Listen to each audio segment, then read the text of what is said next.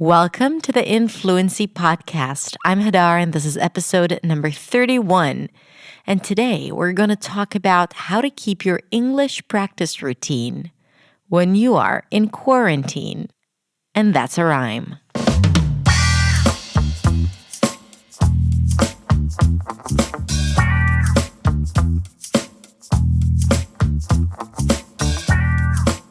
Hello, my dear listeners. How are you doing? I hope you are well. I hope you are healthy. And I hope you are starting to make sense of everything that is going on. And if you're not, then I hope you have the tools to manage the stress or fear, uncertainty, anxiety, or just boredom. What I have for you today is a suggestion. It's a suggestion and an invitation. Because most of the world right now is in quarantine or social distancing themselves one way or another. And when you want to improve your English, and improving your English means engaging in a lot of conversations, but at the same time, circumstances don't allow connection and communication with people. If you usually meet people in your neighborhood, outside, at work, people whom you speak English to, and all of a sudden social distancing shows up and then you really lose opportunities to speak. Or things are all upside down and you work from home and maybe you have kids and maybe your routine, your practice routine is disrupted. And you no longer have that organized daily routine that you used to have. And the first thing that we give up on is our habits. Whether it's working out or eating healthy or even practicing English. So I'm making this podcast today for you if you feel that due to the situation and the circumstances, things have happened and you are no longer practicing English as much as you would want to be practicing, which is kind of tricky to say because even with my most diligent students that practice every single day for like 2 hours, every time I ask them, so did you practice? How was your practice? Yeah, not as much as I wanted to. If you have found yourself saying that, then you are not alone. We all feel that. It's never enough. Let's cut this perfectionism business and settle for what we do. At the same time, if you don't practice at all, then, things would go back to normal and then you'd be like, well, there is a gap. How do I bridge it? That's what I'm here for. I want to offer you a way to keep your practice routine. And I want to suggest a simple, effective way to keep at it, to do the work every single day. And even if you don't feel massive results at the end of each day, because I'm not going to offer you something super intense like, okay, here's a 5-hour drill of the R and the TH. You're not going to get that from me. But what I do want to offer is a way for you to approach it differently, some motivation, and maybe a few tips that would help you get back on track if you have fallen off the wagon. So first of all, I want to tell you that it is okay. It is okay to be less productive, and it is okay to not do the work that you usually do. But it's not okay if you do it and then you beat yourself up or you feel horrible about it or you feel lost and kind of like scattered and all over the place. And maybe having a routine, a daily routine, even if it's just 10 minutes a day that is pushing you forward is something that might help you deal with everything that is going on, put some order in your life, and move you forward and keep you in control of something. Obviously, we are not in control anymore, and it's nice to surrender, but still be in control of our bodies, our health, for the most part, and our English, or at least practice routine, or speaking opportunities or speaking routine. And as I was writing my notes, I have this planner that I use, and every other page there's a quote. And I usually don't read these quotes. And I was taking notes for this podcast, like what I'm going to talk about, writing some bullet points. And then I saw the quote and I thought it was perfect for this podcast. So it's a quote by Confucius, and it says, "It doesn't matter how slowly you go as long as you do not stop." It doesn't matter how slowly you go as long as you do not stop. And it's so appropriate because you can take it slowly. You can slow down. You can practice every other day. You can do a lot less than you usually do.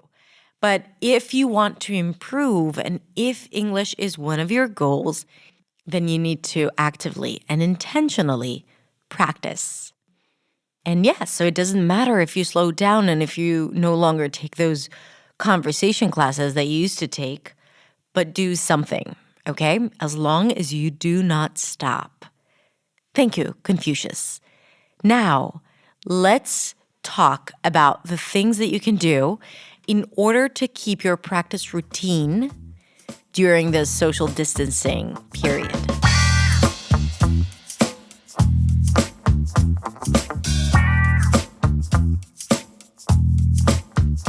So first thing I want to recommend is to limit it to 10-15 minutes a day.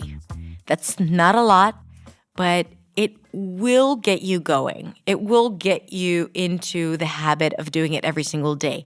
It's sustainable, it's no big deal, and you'd be more willing to do it every single day if it were something that is manageable. If you plan on practicing 30 minutes, an hour every day, then just the thought about it might stress you out. So why do that? Commit and be okay with practicing for 10 minutes or 15 minutes every day. Or even every other day. It doesn't even have to be every day, but commit to some sort of pace that you're okay with. And here's the thing. Don't go over it. Don't go over time, because if you plan on practicing for 15 minutes and it's going really, really well, and you find yourself practicing for an hour, the next day you would feel obligated to do the same thing. So, of course you can practice for more than 15 minutes, but be conscious of the fact that you may start resisting it because it may feel like a burden, before doing it. You know how we dread things that we don't want to do or we think might consume too much of our time. So I really think that 10-15 minutes a day is a great start. And then in addition to that, you can add a few conversations or weave some conversations into your schedule, your weekly schedule. So that's an extra of 1 hour or 30 minutes a week in addition to your practice routine.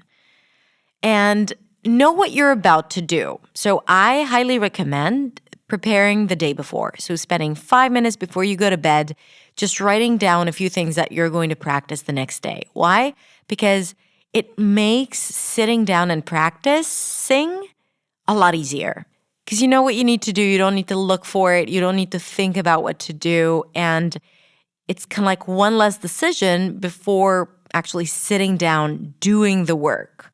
Because what happens when we want to do something, our brain starts to talk us out of it. I need to practice. Yeah, but, you got to drink coffee. We got to fold the laundry. There's all these emails that you need to answer from work. There's no time to practice. You're tired. You didn't get a lot of sleep. It's okay if you don't practice. And then you need to look for content. Okay, one less thing to think about, right?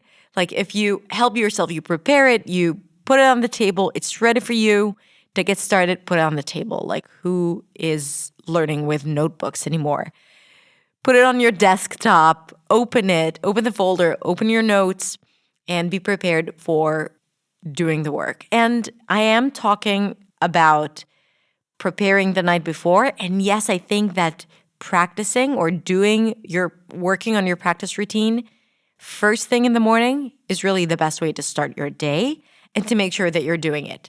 One, because your brain is not that resistant yet. By the end of the day, your brain would be like, no freaking way that I'm doing it. And more urgent things come up, right? Like if you do it first thing in the morning, you still haven't opened your email, maybe haven't read the news, do it before you read the news. Do it before you open your email, your phone, your messages. Just like get your coffee or tea or your water, do your workout if you work out in the morning. Just sit down and do the work for 10, 15 minutes. And if you prepare the night before, then it's a no-brainer. It's a lot easier to do it and to follow through. Now, one more thing that might make it really easy on you to practice, we have actually created, especially for this time, especially for this episode, we created playlists on my YouTube channel, which are basically practice playlists. So you have playlists of videos under 5 minutes, between 10 to 20 minutes, and over 20 minutes. So sometimes if you just want to practice your English, but you don't know what to do, just go to my YouTube channel and look for, like one of the playlists and use it as a resource for you to practice. You can do imitation exercises and then learn whatever it is that I'm teaching in that video, whether it's a sound or a drill or just like a mindset episode. I love those. And then use it as an imitation exercise or learn with it or use it as a learning resource. So make sure that you go to my YouTube channel to check it out. It's Accent Sway English with Hadar. And that could definitely simplify your practice routine. I try to keep it real there. I try to keep it real and concise. Sometimes I do speak a bit too much, I know, but I do try to keep it concise. Okay, so we said 10, 15 minutes. We said prepare the night before, limit it to 10, 15 minutes. Know what you're about to practice. Do it first thing in the morning. And recognize the fact that you might not find reason in practicing right now because of the situation, because you're very, very stressed and worried and anxious maybe. Or maybe not. Maybe there's just a lot going on. And I want to suggest that using English or incorporating English into your life is not like something that you do that you also do. It needs to be a part of your life, something that you do anyway, no matter what. Because when we're waiting for things to change, it means that, first of all, it's not that important, so it can change, and English is important because you never know what opportunities may come. Especially with the situation now, things are going crazy, but also crazy good. A lot of stuff is happening. People are innovating. Things are happening online. Maybe new opportunities arise. And you want to be ready. And when we go back to normal or the new normal, then you might be busy with other things. And then what does that mean? Like, would you have time then to practice your English? So even if you don't feel like it, I say still do it. You are going to be so proud of yourself for doing it, even though it's not that easy.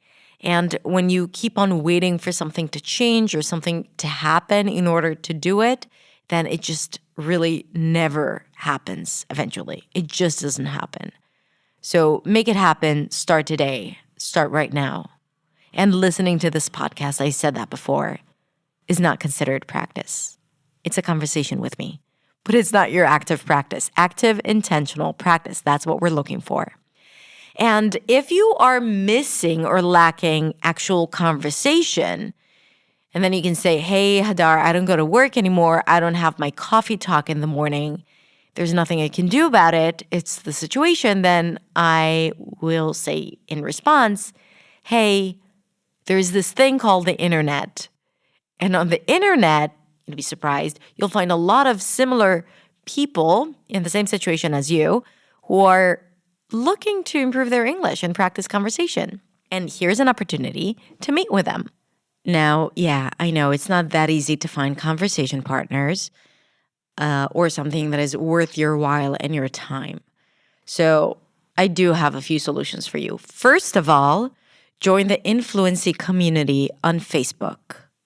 If you haven't joined us yet, you are truly missing out because, first of all, we have weekly conversation discussions or weekly video discussions, that's how we call it, where I post a topic and you guys post a video talking about it. And it's a great way to practice English, video in general, because it forces you, it's like the closest thing to speaking in front of someone, even if it's just you and the camera, because you're more engaged. It's not like you speaking to yourself in the bathroom.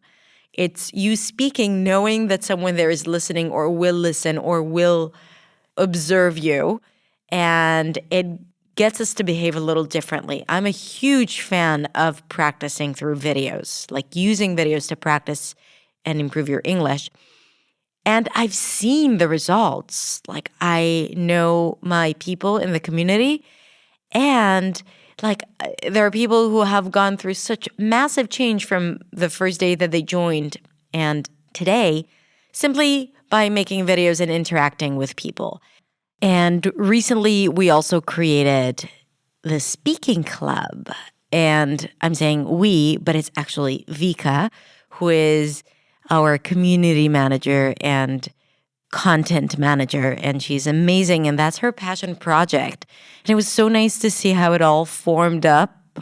Like, at first there were like 2 people and then 3 people, and then she slowly but surely got a bunch of people to join in, and now it's 40 people each time. So they break into breakout rooms, and everything is free, my friends. By the way, you just have to be an active member in the Influency community on Facebook, so go over there and join us. And now we have a bunch of new moderators, so a shout out to Rushi and Eugene and Amar and Larissa. You are all so awesome and so incredibly giving. And I want to thank you. Take this opportunity, and Vika, of course, thank you for being so incredibly amazing and creating that safe space for people to practice and to show up in English. So that's another way for you to keep on your speaking routine and practice routine. Just join the Influency community and join the speaking club there.